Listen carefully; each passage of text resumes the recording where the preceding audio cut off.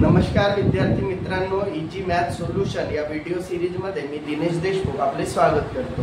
विद्यार्थी मित्रांनो, हा प्रश्न बघा, एका संख्येच्या पाड्यातील सर्व संख्यांच्या बेरजेस 11 ने भागून भागाकार 115 येतो व बाकी शून्य उरते तर कोणत्या संख्येचा पाडा आहे। बघा विद्यार्थी मित्रांनो, एखाद्या संख्येचा पाडा आपण कसं तयार करतो। उदाहरणार्थ x चा पाडा तयार करायचा असेल तर x एक x, x दुने x त्रिक, x चौक अशा पद्धतीने। म्हणजे विद्यार्थी मित्रांनो, x या संख्येला आपण 1 न गुणतो, 2 न गुणतो, 3 न आणि असं एकदम आपण गुणत असतो 10 पर्यंत आणि आपला पाडा तयार होतो। मग विद्यार्थी मित्रांनो, जर x गुणिला 1 ते 10 पर्यंतच्या संख्यांची बेरीज केली तर किती येईल? 55।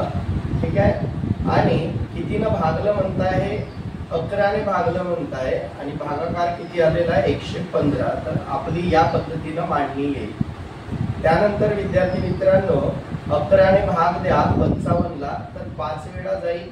आता x गुणिला 5 तर गुणाकारात 5 कुठे येतील विद्यार्थी मित्रांनो? भागाकारात x बरोबर 115 भागिला 5। 5 एक 5, 5 दुने 10 आणि 5 त्रिक 15 म्हणजे x बरोबर आला 23। विद्यार्थी मित्रांनो, तो पाडा असेल 23 चा।